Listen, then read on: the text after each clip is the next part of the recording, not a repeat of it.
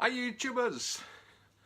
Hope you're doing well, and thank you to my billions and billions of subscribers. I'm feeling all the love and affection. If you're liking what I'm doing, then please subscribe, ring a bell, tick a bell, whatever you need to do, wherever it is on the screen. I don't know why people say that. I'm never going to make 1,000 subscribers. I'm doing this because I generally enjoy talking to myself, and that's about it. So, with having so much fun with the £10 survival kit from Amazon, from Polymath Products, I thought I'd give another one of their products a go. So with my birthday Amazon vouchers, thank you everyone for sending me birthday wishes and celebrations. I love you all. I kind of splashed out my own hard-earned Amazon gift voucher for my birthday present, and I bought a Spitfire pocket lighting kit. Oh, so I can go out and start some fires. Now, I personally is not a pocket lighting kit a lighter, but anyway, I'm going to do a box opening or open box, whatever they call them on YouTube. Quick look at what you get inside of it, and talk about what you get inside of it, and then I'm going to go and play with it and build some fires. So let's see what you get in the box.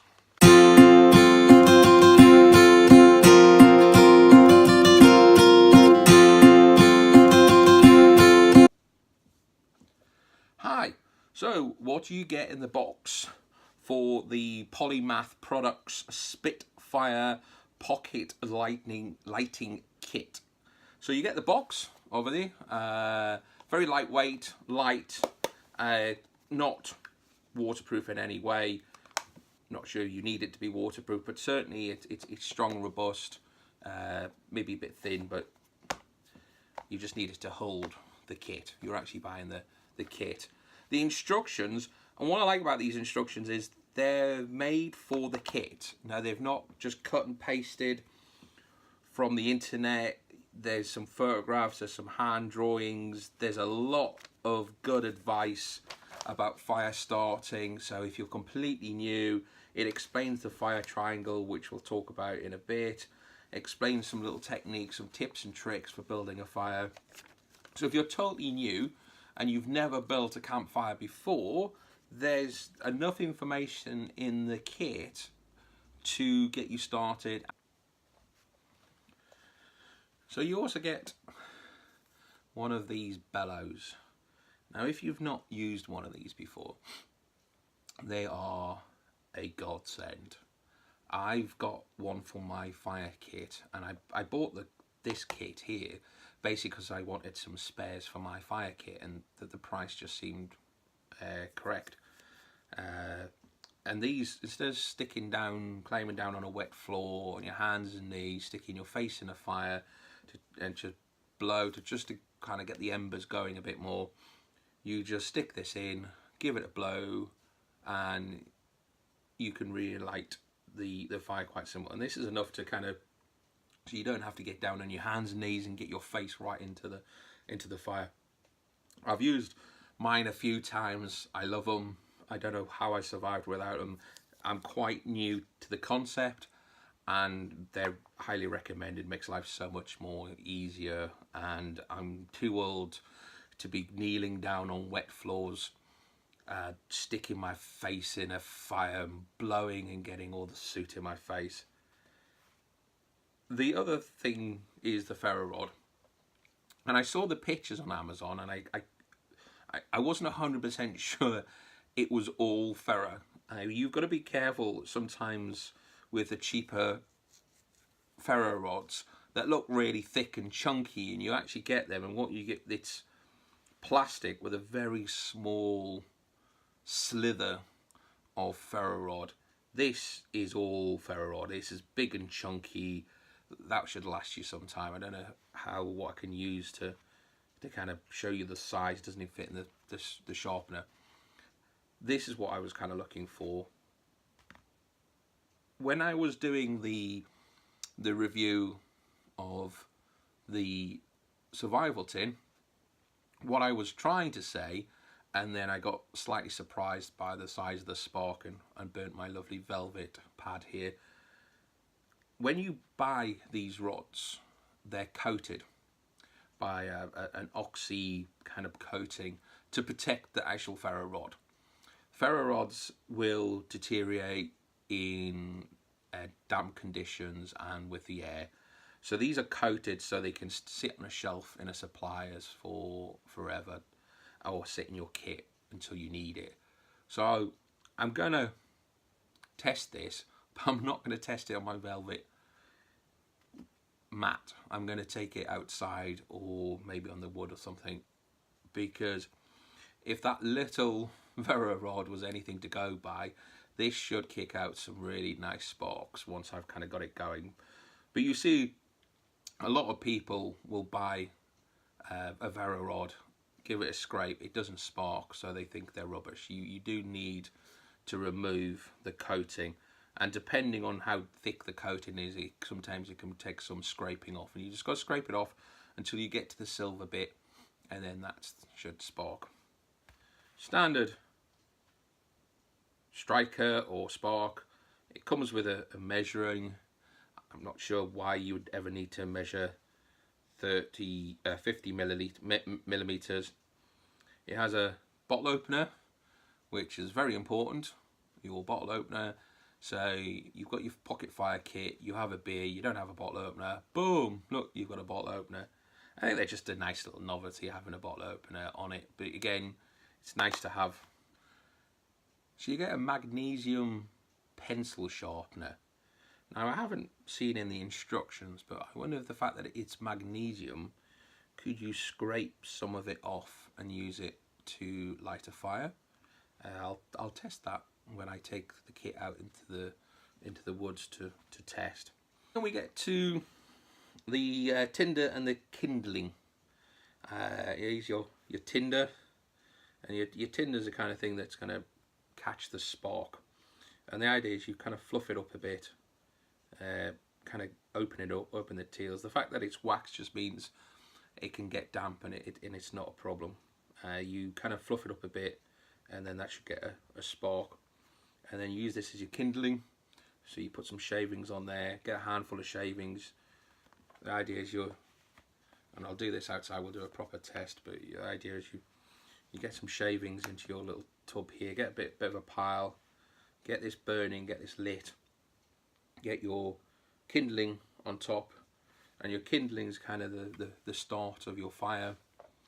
And then, you know, small twigs, or, you know, really light dry kindling, which is, you know, small light dead wood.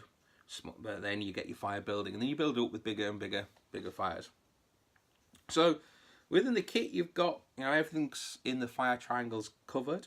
You have, you know, you certainly have your ignition, your spark, or your heat. You have your air using the bellows, and then you have your fuel. Now that's not a fire, it's a kit to start a fire. And of course you'd need to go and collect wood, and there's a lot of things on YouTube for that. So for the kit and for the price, so starters, when I'm doing any kind of review on pricing, you've got to kind of look, if you were buying these items individually, which I have done, then would it be more than the price? And that you can only decide if it's value for money. I personally, knowing how much that these are, and I've spent a lot more for a ferro rod and a striker than I have for the whole kit, I think that in itself, the bellows, I think I paid £4 for my bellows, just having a spare, and that's why I bought the kit as well. I wanted a spare because I'm loving the pocket bellows that I've got in my fire kit. So it was a spare, that was a spare. The box is okay. Again, it's just a container for the kit, and you know, it fits everything together. It fits into the tin, it fits into your pocket, so everything you kind of need is all here. Into the container. The instructions are very detailed and very helpful, but I would also recommend looking at some YouTube clips about fire making. And again, not a bad product from Polymath Products. I'm going to take it out and actually practice it. I'm going to test the ferro rod, because the minute you get a ferro rod, first thing you've got to try to do is get that spark going. And I don't want to do it inside, because the picture on Amazon's anything to go by. These things are quite hefty. So I'll do another video shot quick of the spark from this thing.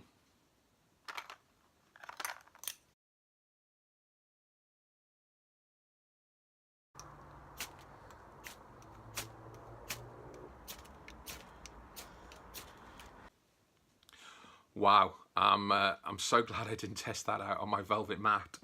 That's a chunky, powerful spark, and some fat sparks went a long distance. You can see on the floor as well.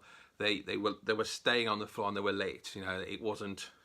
So you know, as you can see, that's started wearing down. But again, it's a chunky thing. So that's probably a better picture there at the chunk, of the kind of thickness of it. So these probably at that thickness and that quality, you'll probably pay nearly £10 for one of them off the internet. So the cheapest ferro rod I've seen is about £5, and I don't know how good they are. I've got a couple that were a couple of pounds. Again, they're nowhere near as good as this. This is now becoming, this is not going into my fire. This is going to be my primary ferro rod, and all the other ones are going to go into my kit. As for the tinder one, I'm gonna have to play around with these. I don't think I kind of opened it up enough to kind of get a light. I'm still not convinced. I quite like the cotton balls with petroleum jelly, but I'm gonna have a play around with these. I'm gonna take some convincing. I'd just throw in some cotton balls with a little dab of petroleum jelly. They catch a spark instantly, especially with that thing, and you've got a flame going. And then I'd probably put the wood filings. I think maybe the tinder and the Kindle are probably not the best bit in the kit, but for the price, the bellows and just the fire starter alone probably covers the cost of the kit, in my opinion, looking at the prices of some of these things on Amazon. So box opening recommended, yes. I'm going to take it out and try it and see if I can be convinced with the jute, the wax jute strips and the little wooden dowels. I'm not 100% sure, but I've not used them yet. I could be convinced. I've never used anything like that before. Like I say, I'm a cotton ball type person and bark. So I'll take them out and I'll see, and I'll report back. So next camp, I'll take them out and you can get to see me use it in the wild. Or in a wood. It's not really wild. There's no bears or tigers or anything like that around. See you later, YouTubers. And again, you know, click, subscribe, all that kind of stuff. See you later.